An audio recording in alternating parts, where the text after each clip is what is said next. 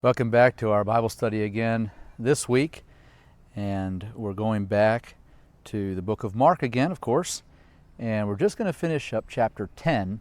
It's been a little bit since we looked at the servanthood idea in these previous few verses. And then in verse 46 we get to a very familiar story.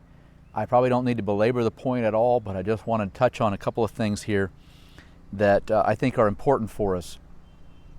And you'll have to just excuse the maybe the breeze and the mowing and different things happening around. It's a beautiful spring day, and I wanted to come out here to the swing to share this Bible study. But as we look at this story of Bartimaeus, again, so familiar to us, the blind man there at Jericho, and it's interesting that he doesn't seem to be named. Now you say, well, he's named Bartimaeus, of course. But Bartimaeus, actually the bar, meaning the son of, is basically just saying this guy was the son of Timaeus.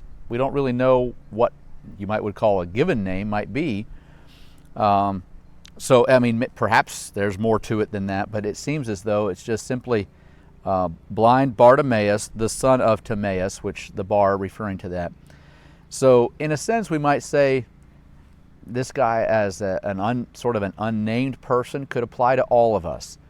And though we may not be blind in some ways physically, we do recognize that so often we can be blind spiritually or in other aspects of our lives. Obviously, when we were unsaved, then we are blind.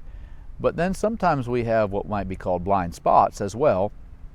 And maybe sometimes we just need to just come boldly to the Lord and just ask for what we need. And so there's the two sides of the story here that I want to just touch on in these few brief moments this afternoon. The first one is the people around him. And you notice there that, of course, Bartimaeus had cried out for mercy, and in verse 48, and many charged him that he should hold his peace. But he cried the more a great deal, Thou Son of David, have mercy on me. And I guess the first admonition is that we don't be those who would in some way hinder, whether it's maybe children or the needy or the addicted or the elderly. I mean, it goes through a whole range of things, ways that we could perhaps hinder people or say, just don't bother the master, or don't get too carried away and just be quiet. It's on and on.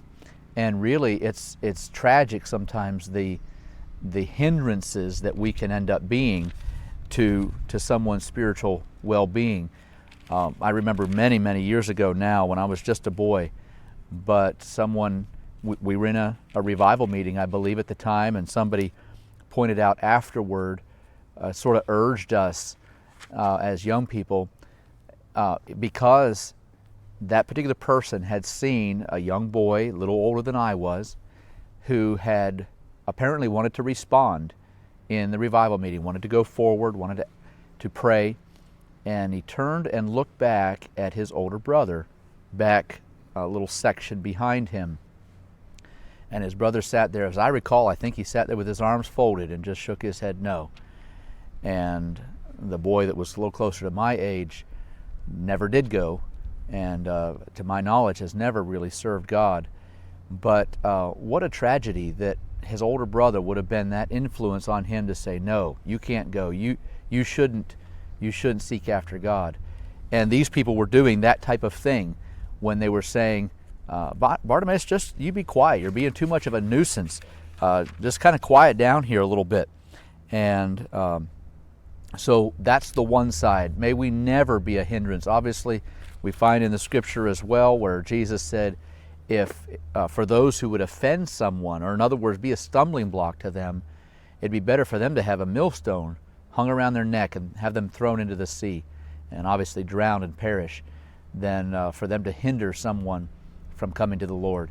And so we need to recognize the urgency of the matter, that in no way, whether through some careless thought or deed, some attitude shown, maybe even poor expectations that would end up kind of being self-fulfilling, all those things could be a hindrance. May we not be among the crowd who say, just be quiet, don't bother the master, don't worry about trying to be what He wants you to be, or any of those things. And so that's the one side.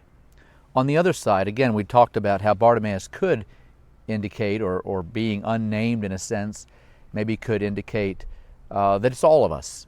That all of us in our blind spots, in those areas that we struggle, that we would need to just come boldly and don't let anybody stop us.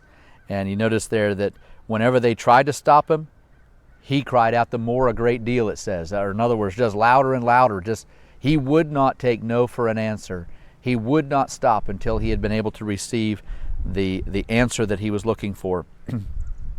And of course, Jesus heard him. He commanded him to be called, and they maybe even sheepishly, or maybe with a little bit of frustration, all right, come on, Bartimaeus, he's calling for you. I don't know the details, but verse 49, the end there says, be of good comfort, rise, he calleth thee. And he came to Jesus, and I'm not sure if there's significance necessarily in how he cast away his garment. It may have been particularly his beggar's garb, and maybe just having full confidence, I'm going to be healed. I won't need that old robe anymore that indicates that I'm a beggar. Not sure all the details there. I'm just giving a possibility. And then when Jesus asked him, what do you want me to do for you? It wasn't like Bartimaeus would beat around the bush. He knew exactly what he needed, and he just stated his claim boldly, Lord, I need my sight. And Jesus healed him. I want us to think about those two sides today. On one hand, we must not take no for an answer. We must not let anyone hinder us from doing all that God would want us to do. And then the second aspect is that we don't hinder other people from minding God and being what He wants them to be. And may God help us to be helpers and supporters and blessings instead of hindrances, or causing someone to maybe not mind God. Just going to mention one other thing here, and sometimes it's not necessarily even that our issue is just salvation, but sometimes I'm afraid people have done lasting, maybe eternal damage because they just sort of maybe mocked or hindered even God's call on people's life. And may God help us to always be a supporter in the things of God, always pushing forward, always saying, whatever it takes to mind God, I'm with you, I'm supporting you, I'm helping you. Well, God help us today. First of all, to be a Bartimaeus who won't take no for an answer, but then also to be a supporter who will push ahead and help and support and encourage those who are trying to mind God as well. God bless you this week, and we'll hope to be back with you soon.